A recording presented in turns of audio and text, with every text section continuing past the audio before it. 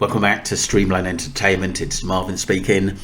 The watch seems to be a topic of conversation again. I'm going to go back 8 months to The Sun, and this is a video by them saying Jay Slater fled Airbnb feeling scared after admitting stealing a 12 grand Rolex, claims investigator. This narrative was put out there straight away that Jay took something that he shouldn't have and it was his own fault. That was, I think that was the other side putting feelers out there that Jay put himself into trouble and it's his own fault, basically, that he went out into the wilderness and fell because he didn't feel safe. He took something he shouldn't have and was technically on the run. You know, I don't believe that's true, to be honest with you. I don't believe that Jay was in a state to basically take a watch, unless it was a previous day. But I just still don't think that narrative of Jay taking a watch doesn't add up to me. Let's get straight into this. Jay Slater was scared when he left the Airbnb where he was last seen, it was claimed today. TV investigator Mark Williams Thomas, who has been working for Jay's family to help find the teen, claims Jay would not return to the holiday rental to either charge his phone or get water, even though that was the most sensible thing to do. He told friends he just couldn't do that, and he was already 30 minutes walk away.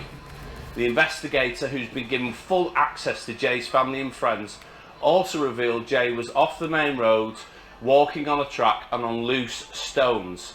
In an update on the case posted online, Mr. Williams Thomas also revealed the teen had posted a video to his Snapchat boasting of the theft of a Rolex watch. We have been unable to validate this in terms of a reported theft. However, friends of Jay said he would not make this up, and the watch was subject of later conversation between the friends. Not long after arriving at the rental...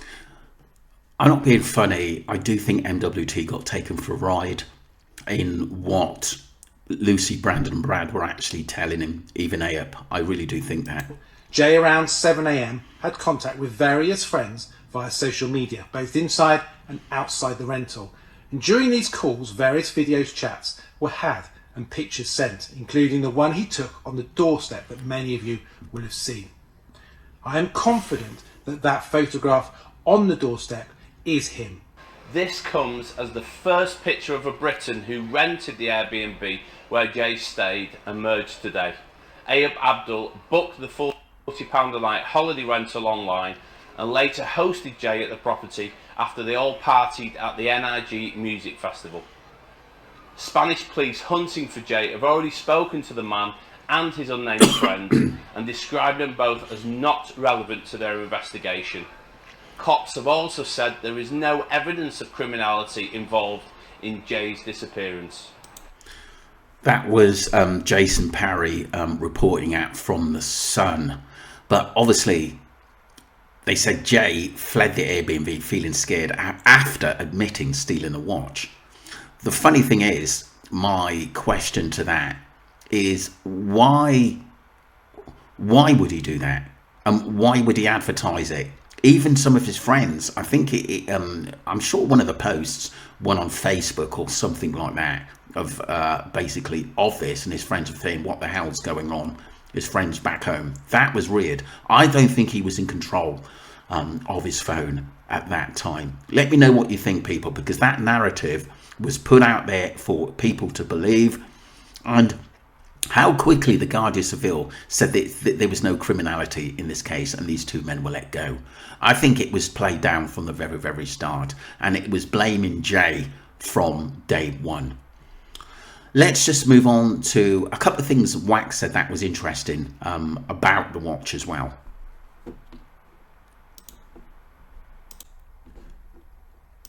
Part 2, people. This is by Wax Unfiltered. Do go and subscribe to him. Brilliant YouTuber on the Jay Slater case.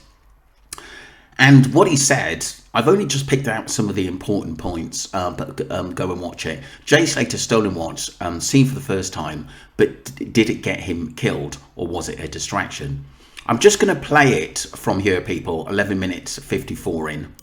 You have to say to yourself, who other than Brad knows Jay has got a watch. I don't think Ayob would know that Jay had a watch.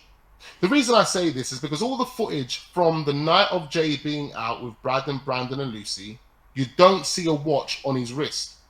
He has no watch on. Get 100% confirmed this was from the same day or earlier that day, which means earlier that day, Jay would have had a watch. But if Jay didn't have the watch when he went to the NRG festival, I can only assume that Jay would have left the watch at the apartment. So if Jay would have left the watch at the apartment and he knew he never had the watch on him when he went to the festival, why would he then write, I've just stolen a watch from the festival Yeah. that I've been kicked out of. I'm now with 2 Marley kids and I'm going to sell it for 10 quid. You don't see the watch on him, even in the picture of him in the back of the car. Even in all of the footage that we see of him at NRG, there is...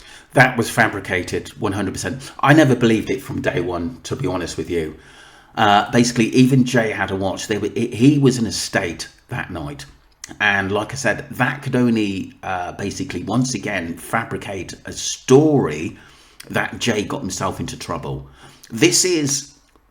When you really look at the case, as much as what I've done at the end of the day, there's so many cover-ups, and it automatically, if you didn't know this story and you just read it and you believed it straight away, you can see that the story the other side is saying is that Jay manipulated everything what happened to him. You know, basically he caused his own demise and no one else was involved. This is the story what the other side want you to believe, which is untrue. There's no sighting of this watch. However, there is a watch. So that there makes me think whoever fabricated the picture of Jay in the back of the car must have known Jay had a watch. And that person couldn't have been Ayob. That leads me to believe the person that would have fabricated the picture of Jay in the back of the car knew that Jay would have had a watch. Whether he had it with him or not with him, that person knew Jay had a watch. So they decided to use that watch as a way of making it look like Jay split up from his friends. That picture of Jay in the back of the car is a way of proving Jay split up from his friends. That's really important. The other thing is that they all Ayob said that, you know, Jay was not going to have it in not coming with him. That's basically what it is. I've got nowhere to go, you've got to take me. That's the way Ayob come across that Jay didn't have nowhere to go, and that Ayob was the last call of getting him somewhere or for him to get his head down, which just doesn't make sense to me, especially when his mates, like many people said, you know, even if they had gone home, he could have called them. I don't think he had his phone, access to his phone, like the eyewitness said at the end of the day. I truly believe that. Splitting up from his friends, finding himself in the back of a car, claiming that he stole a watch and he was traveling to sell it. This video right here, ladies and gentlemen, gives us the proof that Jay did have a watch. It also gives us the proof that there would have been only one other person at this point that knew Jay had a watch. And that person would have been Brad. He's the person at this point that would have known Jay had a watch. All right, cool. The last thing I want to talk about... That's it, people. I just want to say that when I first saw, you know, that clip, you know, the actual picture itself, I thought, now there's just something odd about it. Even Mamadou doesn't think it's Jay. I don't think it's Jay in the back of the car. A lot of people think it's Tom H. But like I said, it's again proven he's actually on the island, because a lot of some of the pictures have recently been debunked of that person in Tenerife being Tom H. Could it be his brother? We don't know, because I heard his brother looks like him a lot as well. But look, that's another story. But like I said, the awful thing is that these people want to make Jay feel like he basically killed himself for stealing the watch, possibly thinking paranoid because he's taken a bit of rugs and it's own fault at the end of the day, and there was no setup in place for, you know, Jay's demise. It's clever in a way that they may have got away with it, but it's up to us to actually prove to ourselves and the public, there's more to this case than meets the eye. Don't forget to subscribe to Streamline Entertainment and let me know what you think, because like I said, this is always going to be a topic of conversation. And MWT put it out there because he must have heard that story from Lucy Brad. So the papers are going to pick it up and believe it as well.